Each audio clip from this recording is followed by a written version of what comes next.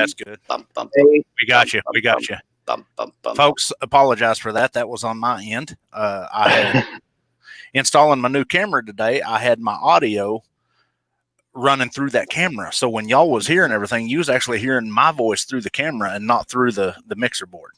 Daniel, see if you can hear David now. David, go ahead. David. Daniel? Hey, David. All right, we got you. All right. And we're live. Sorry about Absolutely. All right. Well, hey, we're going to have a great show tonight. Because here we are, we're live through StreamYard. We're also linked on YouTube, on my YouTube channel, Bigfoot Zone, ECBRO. And, you know, our audience will slowly start building up. So first of all, let me start off. I want to wish everybody a happy New Year's. This is the first live video stream in the new year here. And tell you what, it's been exciting. A couple things I want to plug in real quick. You know, I want to throw out there as an announcement for those who are not familiar or don't know. ECBRO Bigfoot Radio is a new podcast we have through Anchor, and we're also on Spotify, Pocket Cast, Breaker, and a couple others. Don't remember them all by heart, but they're there. So, the new podcast is off to a good start, and we do have a Facebook page created for that. So every time we do a new podcast, there is a episode that gets shared to our Facebook page. So if you don't have a podcast app downloaded on your phone or any device, but you still want to listen to it, I do share the links on the Facebook page, the ECBRO Bigfoot Radio Facebook page. So follow and like that page, and every time there's a new podcast out, it is there. So definitely check that out. You know, and starting off in the new year, we're gonna be getting into more of some promoting for the third annual ECBRO Virginia Bigfoot Conference that's scheduled to take place June 26th and June 27th. Right here in Wares Cave, Virginia, at the Wares Cave Community Center. So, ladies and gentlemen, mark your calendars. Make sure you guys save those dates and come on out. Meanwhile, I want to thank Mr. Gary Sykes Jr. for being our tech guy and working this all out to get our guest in here. Gary, thank you very much for that. I really do appreciate what you do. You're like a lifesaver, man. You know, I count it as a great privilege to be able to be involved in stuff like this. It's a great privilege for me, Daniel, and thank you for allowing me to mess everything up for you. Good. Oh no, there's no mess ups on here. We trust me. Through all the other streams we've had on here, we've had all kinds of technical issues. So you know, it's common here for all the viewers that watch us all the time. They know we have a lot of issues. So yeah, this is the first live stream we've done in a little while because, you know, since I started the radio podcast, you know, I've been starting to get addicted to doing that. You know, it's a lot of fun, and I'm actually making money on that. Woohoo! Anyway, so it's a good thing. It's a good platform, and I recommend anybody that wants to start doing podcasts get involved with doing Anchor. You know, check out Anchor. It's actually a free platform. Check it out. It's pretty well worth it. Mr. Pat Turner from Squatch Talk on Facebook. How you doing? I'm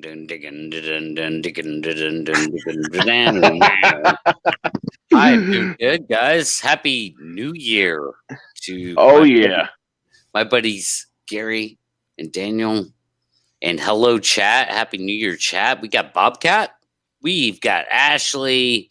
We've got Dinobot somebody. Yeah, Dinobot. That's his real name's Reed Norman. So that's weird. Reed Norman. Yeah. Interesting. Yeah. So what's up, guys? What's up, chat? Glad to be here tonight. We have a guest.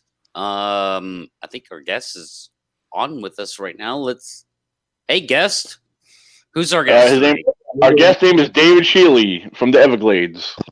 So David Shealy. How you doing? Oh, I'm doing good. It's been a long day, but I'm doing good. Okay. I know a lot of people are anxious to hear you talk tonight. You know, a lot of us are familiar with you and your background. You've been involved with this research for a long time. Especially from the little bit of research I've done about you online and seeing the TV interviews and the mini documentaries through the Smithsonian magazine and learning about your tourist museum and your shop and everything you got going on down there in Florida. You have quite the setup down there. That's very fascinating. If I ever get down that way, I definitely have to come down there and check that out. So, I have, right now, I've got about 500 people on my property, and then I probably had another 500 through my research facility this afternoon. So it's busy. I've got my own water system. I provide public water and all. So it's a business. But when you live in the Everglades, it just kind of evolved. It's what I do. Yeah. So yeah, it sounds like you have a nice little tourist attraction going on down there, David, and it's a real good stopping point. Probably between two other good stopping points, I would imagine, right? Like, hey, if you're in the area, stop here, and check out. Yeah, there are millions of visitors who come to the Everglades, and it's unique that I would have had a piece of private property in the middle of the Everglades. But my family moved here in the late 1800s. We were here before the national parks, and we maintained some land. And so if people go on an airboat ride, the captain of the airboat brings them here. You're right. It's kind of the only game in town. It's easy to be the best when you're the only one. Yeah, so David, I tell you, could you give us a little bit of background for those who may not be really familiar with you? Give us a little bit of background. Tell us like how long have you been involved with the skunk ape research, and definitely tell us what got you involved. I think that would be a good starting point to kind of give everybody a little bit of idea of who you are and where you came from, all that good stuff. And before you say that, real quick, for those who are just tuning in, feel free to share this away. And just let you know. Shealy, and I live in the middle of the Everglades. The Everglades is quite large. It's the largest wild protected area east of the Mississippi, and with the preserves and state land, it's over 3 million acres. My family moved to South Florida in late 1800s, 1890, built a school in the 10,000 islands of what's now Everglades National Park. It wasn't like there was a lot of people, but they felt like the kids could get a little bit of an education, I guess. So that's how I got here. And I was born in Miami because that's where the hospital was. But other than that, I'd spent pretty much my entire life here in the Everglades. It was the Everglades was purchased by the government, and there were a lot of private in-holdings. There were over 500 families moved out in the 70s to kind of finalize the deal. But it's been going on for about 100 years, getting people away and making this area, protected. So now my neighbors are all Indians. The last of the Seminole Miccosukee Indians, they're my neighbors and my friends. Oh, okay. Well, that's pretty cool. Real quick before we go on, I need to make this announcement. I'm watching the live chat as you speak, and for those who are not familiar with this, I advertised David Shealy coming on here, and one person is concerned why we don't have you on here on video stream. Well, due to David Shealy's location and signal. The phone is having him through the phone on audio is the only way we could have him on here right now. So because YouTube user Raptor Crazy is why are we not advertising somebody on our channel if we can't see them? So yeah, it's because of the signal. So that's why I wanted to explain for those who don't know. That's why we have them linked in through audio on here. Because in most of your podcasts and your radio shows, you're not going to see people. So this is just a live stream. We're thankful to have David with us. So please be patient and appreciate that we have a really great guest on with us tonight. So yeah, sure. So yeah, he is here. He's with us. He's talking to us. This is not CGI hoaxing or anything. Yeah, David Shealy is a real person. You could do your research. He's all over the internet. There's documentaries, and so much more. I can't be on the video. It's a real issue for me. The skunk ape stuff I started when I was 10 years old. I would hear stories from the older people in the area about being an ape-like animal. It's kind of like the Bigfoot. If you saw one, they call it Bigfoot. Down here, they just call it skunk ape. A little different. The track's a little different. A smaller animal. But I've been studying them for about 40 years now. I have over 200 track castings that I've collected. The most recent was 5 months ago, and it's one of the smaller tracks. So there's more than one. Absolutely. Well, yeah, I mean, there would have to be more than one for a breeding population, I would imagine. Sure. Right? I believe between 7 to 9 is what it's looking like right now. And there's never been many. 7 to 9 individuals? That's correct. Wow. And that's in that area or in all of Florida, period? Well, in southern Florida, south of Lake Okeechobee, that's pretty much the sightings and the tracks that I've collected are showing between 7 and 9 different animals. Okay. Wow. I figured there'd be more population than that. Yeah. Well, throughout the state, I don't know. There's the Mayaca, where I just did a thing with Fox News here 6 months ago. A lot of sightings in Mayaca. Believe it or not, there's a wide band, a corridor that runs from Orlando over towards the Space Coast and into Georgia. And there's sightings there as well. In fact, there's been a lot recently. But I can't get travel everywhere. I've got the responsibilities here. Yeah. I wish I had more free time.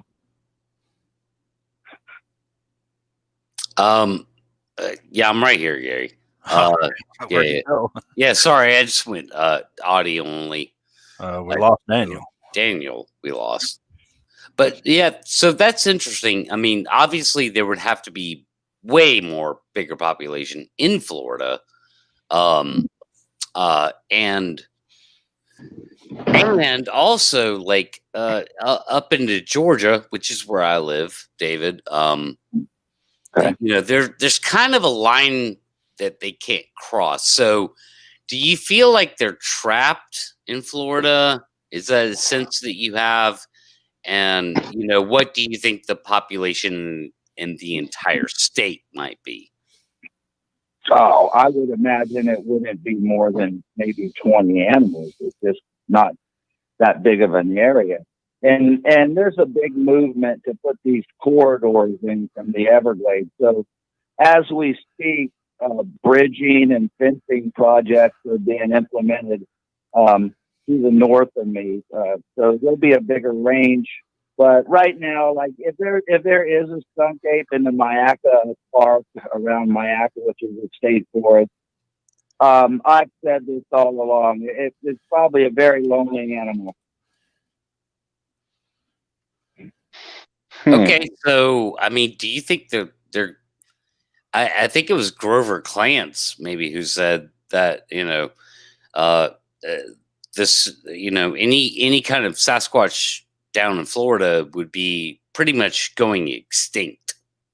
Do you agree with that?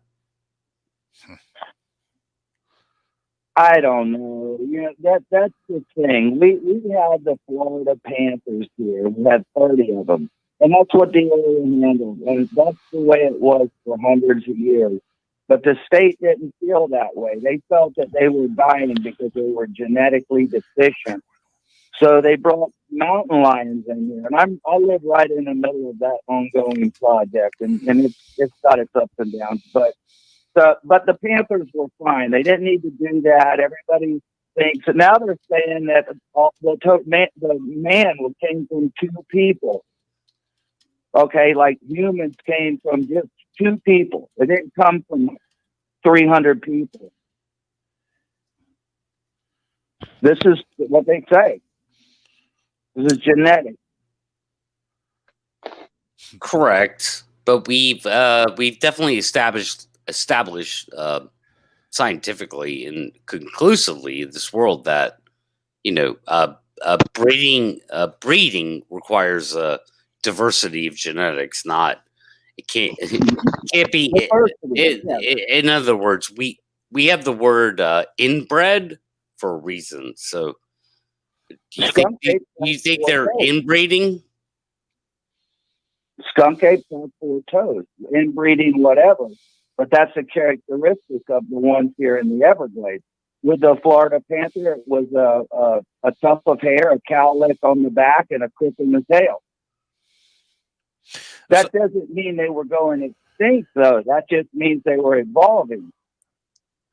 True. Now, the 4-toed, I've always wanted to ask somebody on the skunk ape, me being a tracker, is the 4-toe, is it consistent straight across the board of all the tracks you've seen, or has there been alterations in like has it been different digits, or has it been all, pretty systematic in the pattern of how many digits? The tracks I have found have been pretty much all the same. And there was never a 5th toe or an empty spot between 2 toes. Okay. But there's other researchers here, and I have got some tracks right now up on my website that really don't fit the ones I have, but I got to be open-minded. Interesting.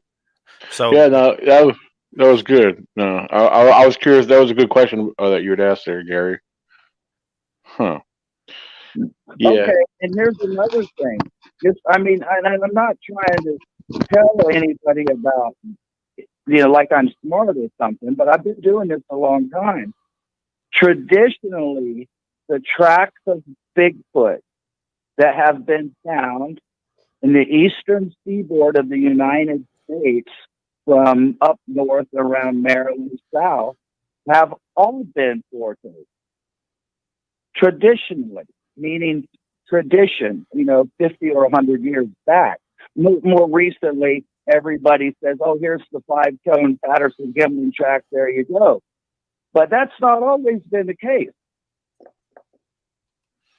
That's kind of a tough thing to document. There's plenty of 5-toed tracks up and down the eastern seaboard, I can tell you that. Today there is. I agree. Maybe a subspecies or something? I don't know. I'm just down here in the Everglades doing what I do, and I wouldn't tell you something like that if I can't tell you where I read it, where I heard it, or where I saw it, but I can tell you it's a fact in my opinion. I'll add that. Well, it is funny that you said that, because me and Daniel was having a talk a while back about, the differentiation, and Pat, I think you was in on that differentiation in species. But I do know in northern Florida, up around the Jacksonville area and back over east towards Georgia, that they've, I've got, friends in there, and they've seen a lot of the 5-toed tracks. So I'm wondering if there maybe is a differentiation in maybe the southern part of Florida to the northern part, because that's a long distance. It is. Yeah. Yeah. Well, everything's on the table until we figure out exactly, what we have. But here in the Everglades, I've been very fortunate. I mentioned, I live here with the Indians. In fact, as we speak right now, they're preparing for some kind of protest tomorrow, and the Indians have gathered here in my park on top of the customers I already had. And of course, I don't charge them, but I got a house full. Wow. But I have relationships built through time with the National Park Service, and I've had my down times with them too. But I know the researchers, the biologists, and most recently, I gave samples of droppings that I collected on the Seminole Indian Reservation, and it has come back as some type of a primate. It's not human. Right now, they're going through the data banks of gorillas that are owned because there's DNA taken from all of them. Monkeys are trying to figure out what's going on, and it's not breaking news because they don't know what it is yet, but it's definitely something that is real and different. Now, okay, yeah, you just brought up, you mentioned DNA. That's one thing I know a lot of people have been asking questions on this because you had brought up approximately around maybe 2 weeks ago, you had made a post about some skunk ape DNA. Now, is that something that you've submitted, or is that something you're involved with? Or what's the rundown on that? I don't remember the post, and you could be exactly right, but I don't know if I said it was skunk ape DNA. I just said that what I submitted is it was unknown primate. Okay, yes, that's how you. Yeah, that's correct. Unknown primate. Be careful with that, or I'm going to wind up on one of these stupid Bigfoot shows, like I shot Bigfoot, and I really watch how I handle myself because I feel a connection to these animals. I've spent thousands of hours in the woods just this summer, and I've been doing this for 40 years, and I risk my life. It's not like I'm walking around in a cool mountainside with a wind blowing through my hair. I'm in the middle of the Everglades. We got poisonous snakes. I was attacked by sharks twice this summer. Yep. Wow. Yep. That's not including the overabundance of python and the overabundance of monitor lizards. Let me just say, I am not a smart guy. I take in what I'm around. I've been here a long time. So I know a lot about snakes. In fact, I caught the second largest snake in captivity in the world. I have it here in my shop. People stop in and see it during the day. Yeah, I see true. lots of stuff. It's big. It's unbelievably big, guys. Yeah. You can't believe the the size largest of snake in the world. It's only a foot short of being the largest. Is it still alive? It's alive. Wow. I got to really watch what I'm doing. Like I said, I have this relationship with the Indians. The droppings were gathered on the Indian reservation. They let me go on their land. So there's a lot more than just me being on some dumb television show, beating on a tree saying that I've got DNA. It's not like that. That's not what I do. Right. No, yeah, we understand that. It's just, pythons are unnaturally prevalent in Florida because of human beings. Right now, my yard is full of pheromones. I had some guy here putting female snake pheromones all in my yard, trying to get them to come to my house. Right. He came here from up north. I mean, I've been worried about a giant python being here at my front door. Right. Yeah. And you already have one, which is big. I do. Yeah. I've got 10 actually, and I carry state permits that they don't give away. As a matter of fact, you can't get them. I was been doing this way before they outlawed them. And I don't even really like snakes, but people are fascinated with giant snakes. So I'm able to capture them, put a chip in them, notify the state, and I can keep them. But that's really rare. I have alligators too. David, there's a comment here on our live chat on YouTube. I'm going to read it off to you. And now this is regarding your skunk ape footage that you have. That's it's all over the internet. I'm going to read this exactly how the YouTube user has it worded. He said, "Okay, on TV, he was up in a tree stand or deer stand of some sort. and you were asleep, and then you caught pictures of the swamp, and then a video of Bigfoot walking through the grass. And he's asking, "Is it true?" Because he said, "Is it true?" Because everyone said that you were the one in the costume. So I guess there's people insinuating that you were involved with a hoax. I was wondering if you want to clear that up. Now, I'm going to just say this one time so we get it clear.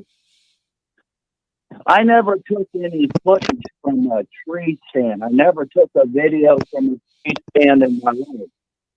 They're referring to an unsolved mystery where I was in a tree stand and I took 27 photographs in 1991. The video was taken in 2000. So and as far as the other comments, whatever that was, I don't even want to hear that. I mean, that's taking whatever. How do you answer that? Yeah, that's why I wanted to give you the opportunity to clear it up because, I'm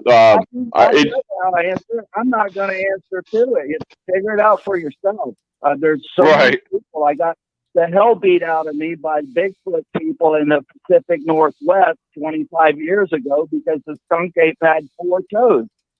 So I'm a veteran. I don't that's nothing. It doesn't bother me at all. I don't care. Absolutely. Yeah. Mr. Shealy, I got a quick little question for you. What do you think the influx? I know that we had with all the hurricanes coming through and the escaped snakes, but there's also the theory of escaped chimpanzees and in the area also. Do you think that could be a little bit of the crossover of some of the skunk ape sightings? Okay, the National Park Service, just right here where I live at the headquarters, they've partnered with an orangutan facility in Indonesia, and they're bringing in researchers going to areas that I've been studying for years, and they're going in and they're looking at these nests that I found in bedding areas up in the trees over the water. And they believe that what I found is a group of orangutans that is somehow surviving here in the Everglades, and they're actively pursuing it. The interview with Fox News recently, that was based on the theory that something escaped from Barnum and Bailey's circus. Gotcha. There's too many. So, yeah, I see everything. I see emus. I see all kinds of exotic animals. I turn the corner in the woods and hear a noise. You never know what you're going to see. I saw a spotted hyena. I saw a giant anteater. It could be anything. Wow. Yeah, it's definitely a jungle down that way. That's for sure. Yep. Okay. Let's see. There was something else I was going to ask. I lost my train of thought there for a second.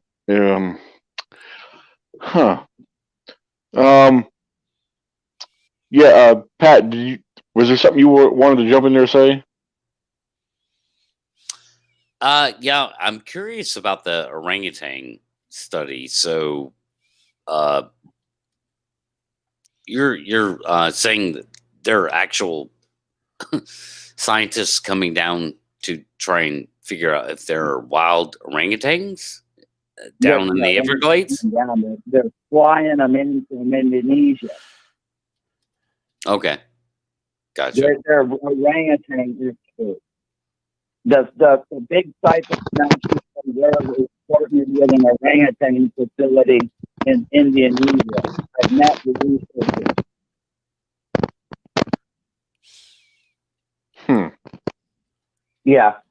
Yeah, it was really nice. The biologist for the park introduced me to them, and then occasionally I would run across them in the forest. Of course, they never saw me, but I've seen them. Okay, so here's my question, David, is that to get some kind of conclusive results, would you or would you not concede that Florida is probably not the best place for it? Because in my mind, it's just not. It requires a better area, that lushness. Yeah. Okay, let me just Give me a second to answer that, and I do understand, and you feel like a lot of people do, and I understand that. But the Everglades is the last stand of the Seminoles. They're the undefeated. It's the greatest hiding place in the world. The Indians actually never surrendered here.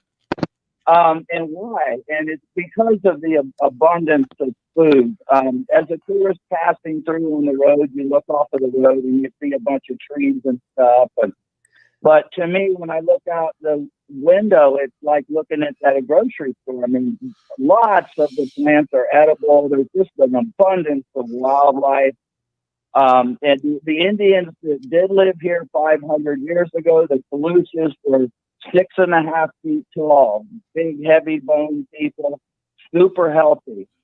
So don't think that the Everglades is like the kind you're going to die. You die in the middle of a desert where there's no water. You don't die in a green forest.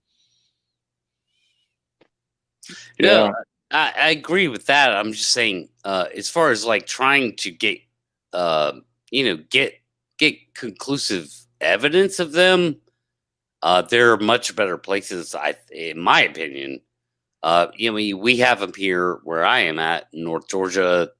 Daniel has them in Virginia, and Gary evidently has them in Ohio, or I'm sorry, Oklahoma. Oklahoma. Yeah. Don't call me no Yankee now. Yeah. Yeah. So, I mean, in other words, I know. I mean, I understand, David, that you're in Florida and that's your home. But when it comes to the general idea of, maybe there's someplace better to look for them than Florida, which is a lush tropical environment that never changes year round. You don't get a canopy drop there. We do get those things where we are at.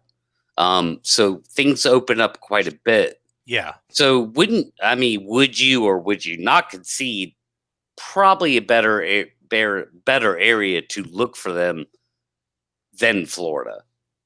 Well, I put in the time. When I wake up in the morning, I'm here. I'm no Bigfoot god, Skunk Ape god. It's just an interest of mine, and I'm here. So all I can say is, it might seem more comfortable to you, but quite honestly, the bugs get bad, back in the hills in the springtime. I've been up there a couple of times, and the ticks and stuff. I mean, I don't know. I'm not going to answer that. Well, I tell you what, I can meet you both in the middle real easy. I've done a lot of training in the military in Florida, and I've done some tracking in Florida and some survival teaching in Florida. It is very conducive to survival, but like Pat, like you were saying, it's not conducive for tracking because there is so much water. And to back what David, has to say about it, the swamp is one of the most abundant, especially. These things are not shy of eating a snake at all, or eating an alligator, or eating anything. They'll eat a turtle quicker and I'll get out too. So, I mean, there's crawfish, fish, abundance of plants down there. But what I'm thinking, like you were saying, Pat, is it's just not conducive to gather evidence, and I have to agree to disagree with David. David, you're down there all the time, but I'm honestly, knowing the abundance of the fauna and the food down there, I think that the population might be more than that down there, because you hear a lot of reports of folks, and in saying that leads right to the orangutan thing. Half of the people that's doing these reports are outdoorsmen like yourself, David. They would know the difference in between a orangutan or a chimpanzee and one of these guys. They would know what they're looking at. I think it's just the general populace is trying to how would we say, miscommunicating, misinterpreting the evidence that you are gathering down there, because a chimpanzee is not going to look the way one of these guys look walking across that crabgrass. These things are on average, 6 feet or tall? 6.5 feet, maybe 7, a big one, maybe 7. Yeah.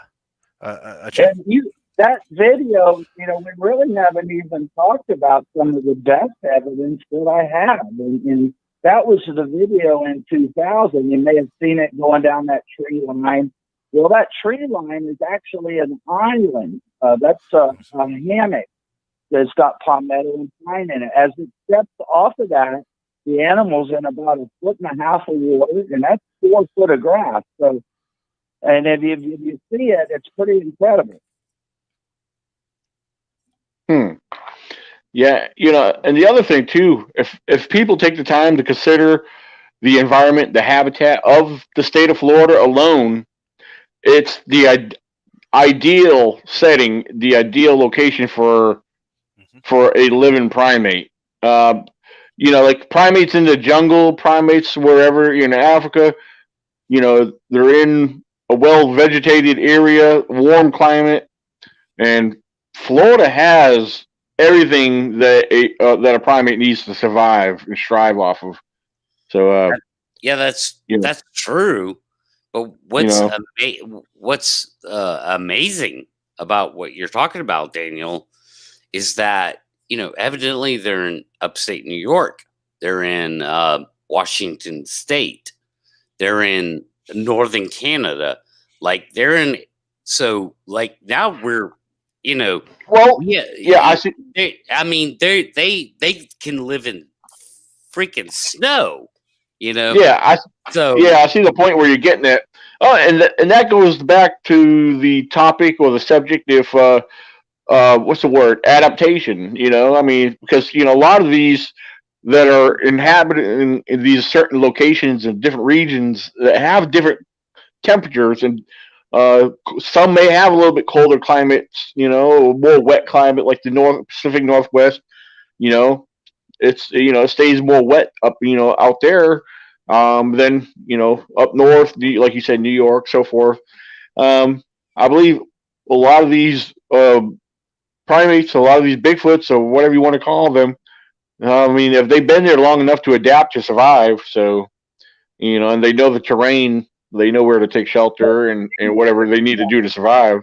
The Osceola gobbler here in the Everglades is one of the most sought after wild turkeys, and it actually has longer legs than turkeys up north because it's in the water all the time. And about 25 years ago, this is a big area. Some areas don't get hunted at all. Some areas get hunted during season. But about 25 years ago, a guy shot 4 turkeys that had lead feet. So things evolve quicker than you'd think. Now, nobody's killed any since, but he took 4 of them over a period of a few years, I guess. That is interesting. That is wow. Yeah, but today the average Osceola, it's got longer legs, like a wading bird, more than like a regular turkey, but it's a turkey.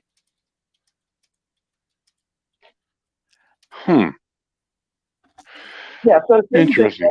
That's just the thing. Evolution is not something that takes a million years. Now they're saying that the pythons that came here in 1990 are evolving and the temperature and moving north up the state, and they're going to invade Georgia. I don't believe it, that they're real sensitive to temperature, but this is what the scientists are claiming. I think they just want more funding. But things do evolve fast. Absolutely. Well, I can say that they have found whether they came from Florida or if they was released, in the New Orleans area, they have found them in the swamps around New Orleans, Louisiana. But that could have been released there, Could have been. It's like the snakehead. The snakehead is a very temperamental. We thought was when they first came into the U.S. was thought a very temperamental fish when it came to temperature barriers. But now we're finding that they live here. Yeah. Oh, they're pretty much everywhere. We got them in the rivers here in Virginia. I didn't know that. Yeah. Yeah, they're here in the Everglades too. Oh yeah, there's some big ones. I see pictures. I'm in some of the local fishing groups and the outdoor groups here in Virginia, and our big rivers, the Rappahannock, the Potomac River that run through, come from out of the Chesapeake, that run into the state. People are catching them in these little canals and everything else that are way inland. So they made their way up here. They're in the local lakes. They're in a couple of our big lakes here in Virginia.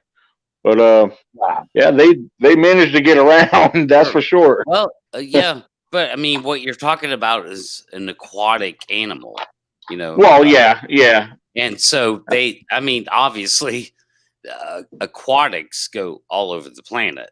Yeah. You can take waterways all the way up to the glaciers, right? Bigfoot's different. They're a land mammal, you know, some kind of animal that lives on land. So that's a little different than aquatic animals. Down here they climb trees too. Oh yeah. People see them in the trees. That's They go. Oh yeah, they go in the trees. Because I've seen what they've made like these in the boughs of the cypress in the middle of the swamp when the water's up, and they'll lay limbs up in their branches. It looks like a bed. That's what them researchers are studying. Well, I've seen evidence of them in trees, even here in the central part of Oklahoma. I'd believe that, you know, if they are a primate, which, you know, everybody's the going theory is, that would be a very common up until a certain size. I mean, up there around Daniel and where he's at, they get pretty massive, don't they, Daniel? I mean, you're talking probably 8-9 feet tall and 900 to 1,000 pounds. I'll tell you, on average, the reports they're usually estimated to be around 8 feet is the biggest I've gotten as far as in reports. But foot size. I mean, from some of the tracks I've seen, I've seen, and it's very rare, I've seen maybe one or two that probably maybe 17, 18 inches in tracks. But most of my tracks I come across, you know, people, and they're 13 to 16 inches, and people like, well, a 13-inch track, oh, that could be human. Well, why are they out in the middle of the national forest, deep in the woods, barefoot? You know, walking barefoot is basically an NBA player. Yeah, I mean that's a huge foot. Exactly like the track that I just posted on my website was put up by a Stacy Brown. He's a skunk ape researcher towards the north, but I think it's just an extremely large footprint. But I mean, that's weird. But what I find is different. I wanted to ask, how far south of Okeechobee are you? Oh, as the crow flies, probably 90 miles. Oh, okay. So I know the area you're in. Okay. Mm-hmm. I want to go fishing. Lake Okeechobee. I want to go fishing there. There's a big bass in that lake. There's big bass all over that area down there. I need to go down there and do some airboating with you, David. Oh yeah, we do all of that. I have several guides who are licensed through the National Park Service who live on my property and do guide trips. We have airboats and stuff like that. We're all licensed, insured, and permitted through the National Park Service. One quick thing, and I'll hush and let you guys talk, but what is your hog population down there like now? There's no hogs in the Big Cypress anymore. We had over 50,000 hogs here. Now, they're starting to see a few packs around, but I'm thinking that maybe it's hog hunters releasing them. When they started the Panther program and genetically altered the cats that we had, the cats they brought in from Texas went on a feeding and breeding frenzy. And we had over 300 cats here that totally eliminated our wild pigs, our otters. The deer population is nil now. They blame it all on the pythons, but I was on the ground. I saw the kills that the cats had made. So the cats killed all the hogs. Now that's interesting. Yeah. That would definitely. I'm a true believer out here where we're at in Oklahoma and Texas. The hogs are running rampant, and we're finding that the population of the target species is growing. So that might have an effect. I don't see why. There's so much other things to eat, but that might have had the effect on maybe the population of the target species down there. Sure. It's just a whole other thing to talk about. Oh, yeah. And I know all the players in the game, and I know how bureaucracies are, and it's just so much, just a whole nother topic. Oh yeah, that's a whole other show. Right. Well, now they're using the Indian land to filter out pollution before it goes into the Gulf, and that's what this protest. I have all these people here that are going to be marching tomorrow. Is they're the Indians have the right over their water, and they want the water to be clean. They don't want to be used as a chemical filter. And actually, the work you hear, the Everglades Restoration Project, has flooded out all of their traditional ceremonial grounds that have used for hundreds of years. And so, like I said, along with the Panther thing, there's a lot to talk about here in the Everglades. David, one thing I was curious about, think about the Everglades and different parts of Florida. I know there's you got your swamps and you got a lot of forest down there, but I've never been to Florida. I got family down there, but now Florida is pretty much, I guess it's safe to say, it's a pretty flat state on the most part, I guess.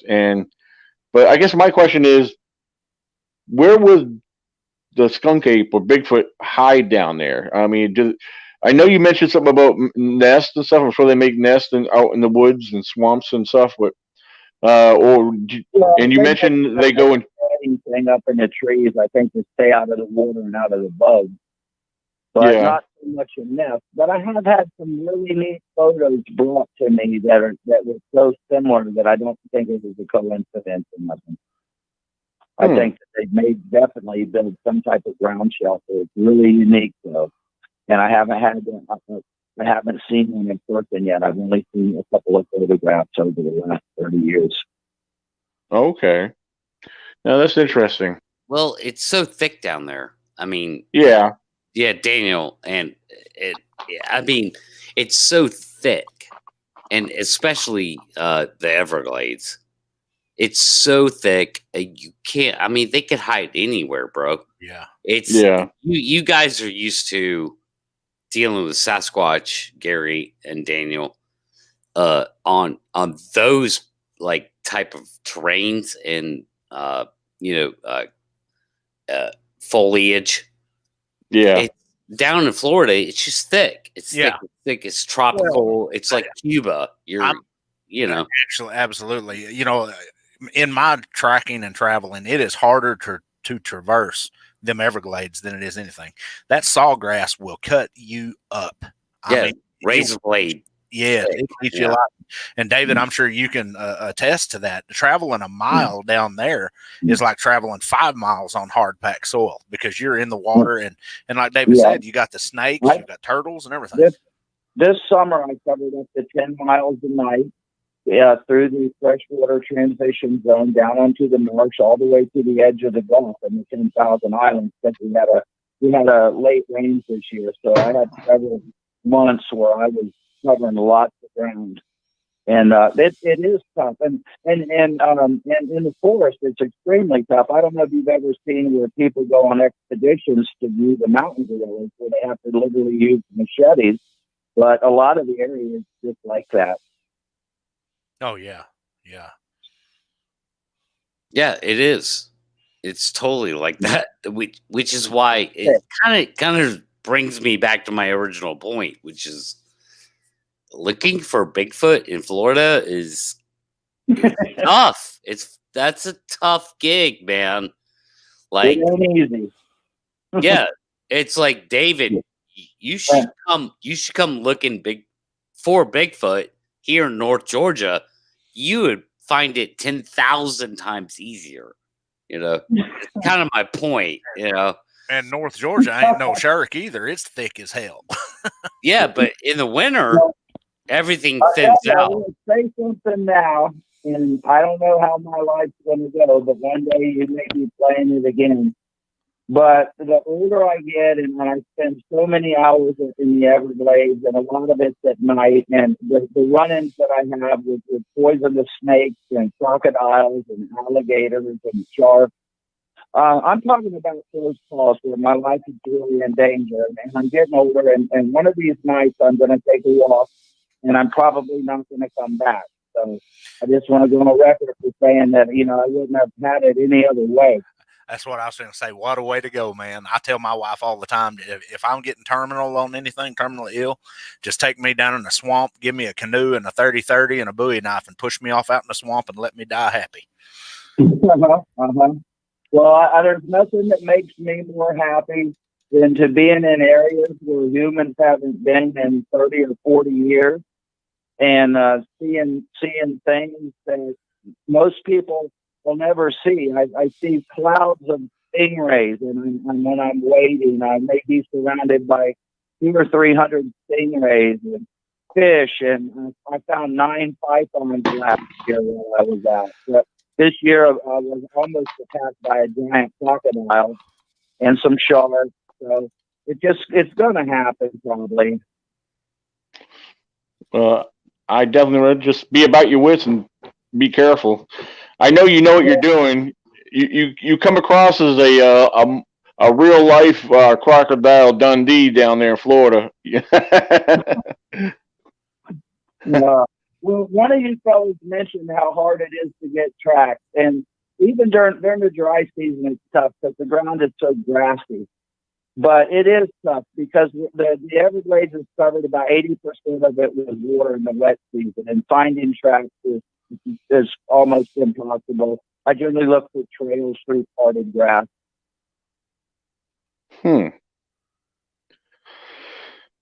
Interesting. That's a good point too. Anything of any size running through that sawgrass would leave a trail, but it would be very hard to actually decipher what animal did it. A cow or anything with any kind of mass would leave a 2 or 3 foot gap in that sawgrass, but you would actually have to find some dry land or hair, on the sawgrass to actually glean of what kind of animal it is. Yeah, I can tell. You understand? I can tell you're a deer walk through the grass. Yeah. I can tell you're an alligator through the grass.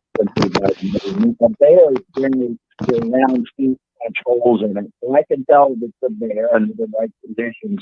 But it's difficult. You're right. Yeah.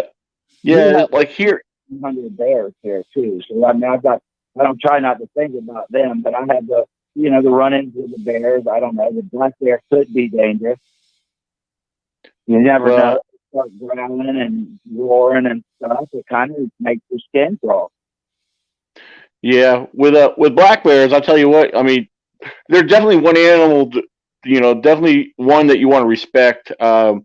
We have a lot of them right here in Virginia. I mean, black bears are very common here because, we got a lot of mountain terrain and the thing is, I've had some encounters with them, some close, some distant. But one thing about black bears, they're very, very shy and skittish, on the most part. They do try to avoid people, and then, on a rare occasions, they come into the towns, the cities, and then they get captured and relocated and tagged. So, but out in the national forests up here in Virginia, we've got a lot of terrain in the woods and a lot of hills and mountains and ridges and hollows, and they they got plenty of places to roam. But I've had a lot of experience with bears, but like you were talking about, when you see a location that's full of vegetation and stuff, you could, like, I could tell when a deer has been through a field or whatever. And black bears, if you got a whole thicket of blackberry bushes in a patch of woods, it looks like a bulldozer's gone through there. I mean, plowing down through it because they love their berries. They love their when the berries are abundant, they go after their blackberries. On top of the mountains, if you go on top of the top mountains is where most of the blueberries are. That's where they're going to be most of the time. But yeah, you could pretty much tell where the black bears have been. If their tracks are pretty obvious too. Yeah, I find a lot of their tracks. Black bears are very interesting. Standing at my front door. Oh wow! Yeah. And the problem is they catch them on the edge of the city, and then they bring them out here and dump them off in front of my house. And then, I got a campground here, and we have a big bear container. And we don't have bear problems. We have responsible people camping here. But the bears are still, they want to smell the cars. They want to, they're used to eating garbage. Yeah. Oh, yeah. Yeah, that's the thing. When they get exposed to human food and stuff, they know whether it's scraps. And they're like a stray cat. You start feeding it. Yeah, like a stray cat. You start feeding them, they're going to keep coming around. So, yep. Yeah, black bears are. I really enjoyed talking on the show with you. And, I might have come out for being kind of defensive, but that's not me at all. I've really got nothing to defend. But I'm real serious about my research. Oh, absolutely. We do have one more question on the live chat. You mind if I ask that question real quick? You can ask me. I got some more time. You can ask me some more questions. Okay. This one here is from Jordan. Jordan's asking, Dave, are there any other known cryptid legends in the Everglades? Well, yeah, there is. There's they call the little people, and the little people are a little hairy people, like 4.5 feet tall, and that it goes back into the Indian folklore. And we do canoe and kayak runners on the river next door, which historically was the Native Americans where the little people lived in the river by my house.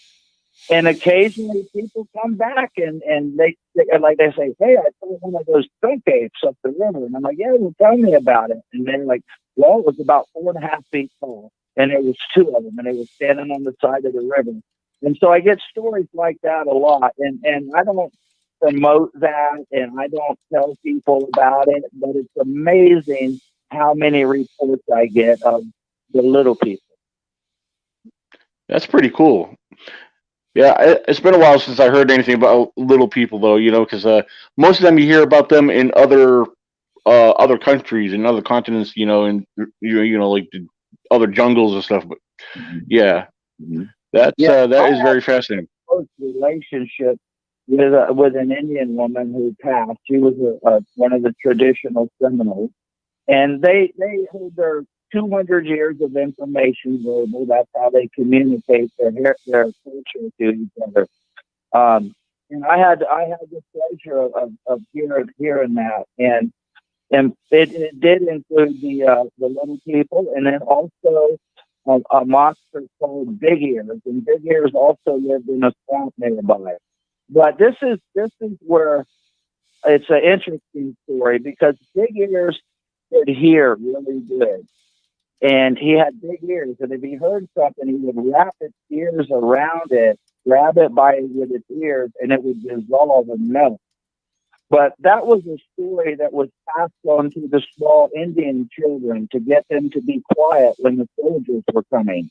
So that's like a story, but it still kind of falls into the category. Okay, that's pretty cool. Yeah. I know I've heard other stories or legends where there's been passed down, where you hear of other stories where grandparents have told their children and grandchildren, same thing with a Bigfoot, in different areas, and where they told the stories, don't go out in the woods, or the boogeyman will get you, that kind of thing, but in some cases they were really being honest. Like, some Native Americans shared stories, and they're, regarding their legends, of Bigfoot, saying, similar things. So that's pretty interesting. Yeah, I probably have 60 small children in the park tonight. Probably I have a lot of families in, and they're like in the ages from 9 to 3 or 4. And so today I've been taking them on my stamp buggy out behind the property for a little bit of a ride, just to give them something to do. when I've been on my breaks and stuff. And I try not to scare them with the skunk ape, but they're just full of wonder. They want to know about it, but I try not to scare them. Right. Yeah. Well, I mean, yeah, absolutely. You don't want to scare kids, but at the same time, I think, especially when they're young, it's good sharing stories to them. Get them to be aware of things. That way, maybe perhaps if they. So cute. Some of them had on their little National Park Service vest that they bought at the park headquarters. With their little badge and stuff, and they're going to ask questions about skunk apes. It's kind of cute. Okay. Yeah. All right. Pat or Gary, you have anything else you want to jump in there or share or ask? Oh, I'm full of all kinds of questions myself, and that would probably be for a conversation in between me and David. Because on the Native American side of things and stuff, and the especially Florida, but definitely a good show. I've actually learned a lot today. I mean, in this has been real interesting. Oh, absolutely. I'm actually glad and honored that David agreed to come on here with us. It has been a great show. And I'm glad it worked out that we got him on here through the phone. And yeah, again, Gary, thank you very much for doing that. And this may not be the last time, Gary, but I would always ask you in advance and make sure we get it scheduled to where it works for you. So that's what we're here for, man. We've that's the whole thing about this community. We need to band together and try to get the information out there. And I appreciate for the opportunity. Oh, yes, indeed. Thank you for patching me in, Gary. I got to tell you, I've been, everything with the COVID and all, I've been doing a lot of remote television stuff. I did a show for the Travel Channel recently, and then I got one coming up on The Proof is Out There on the History Channel or something. It's coming up, I think, this week. And it's all it's so difficult for me, Gary. And hopefully one day they just put a bunch of satellites up. Maybe I'll get better service in the future. Oh, okay. Very cool. Very cool. Key point about, like David said about Florida, was Florida's flat, so you don't get cell phone signal down there. Yeah. No. I was at the end of the line. Well, what about you, Pat? You have anything you want to jump on there and ask or share before our guest goes? No, man, it's been an interesting discussion for sure. A lot of things addressed and talked about. Just interesting stuff. So I'll leave it at that. Okay. I really enjoyed speaking with you. It was like talking with a good friend of mine. You guys two are very much alike. So I really enjoyed hearing you. Well, cool. Thanks, man. It's been absolutely. It's been a interesting discussion for sure. Oh yeah. Well, that's the thing, David. We try to stay laid back and easy going on here as much as possible. Then with the live chat, people like to ask questions, and we appreciate them asking questions because it always adds to the discussion and the show. And so, yeah, I want to thank our guests and the viewers for always coming on here and interacting with us as well. One thing I do want to throw out there as a reminder, be sure to check out on Anchor, or you can find the links on Facebook on the ECBRO Bigfoot Radio page. Share it on the timeline. I share it throughout other groups and pages. But again, we are new radio show on Anchor. We're also found on Spotify, Breaker, Pocket Cast, and a few more. And so yeah, there's Bigfoot episodes. It's a new radio show, but we have a lineup of radio, some shows and discussions on there already. So definitely come follow that. Download your podcast app and find us. Spotify is probably the most common one, so get Spotify and follow our radio show and definitely share it around. And if you're new to watching on YouTube right here on Bigfoot Zone ECBRO, be sure to subscribe and hit the little bell icon. for future upcoming podcast streams, field videos. I haven't not been out in the field lately. I'm looking to get out there sometime over the next month or so, couple months maybe. Definitely plan on doing some exploring and more field videos. Coming up in the month of May, I still plan on organizing a week-long camping trip, and I advertise that on Facebook, and I will be putting more information about that. A lot of people love to come out to those, but always tell me, "Oh, what if I can't stay the whole week?" That is completely fine. If you could only come out for a day, 2 days, 3 days, or whatever it may be, whatever works best for you. There's no obligation to try to stay for the whole week. But the longer you stay, the better chances you have of experiencing something out there. It's a hit and miss. You never know when something might happen. So it's all about getting out there, putting the time in, boots on the ground, and really just enjoying nature. So be on the lookout for camping trips. I'm looking for around the month of May. So be on the lookout.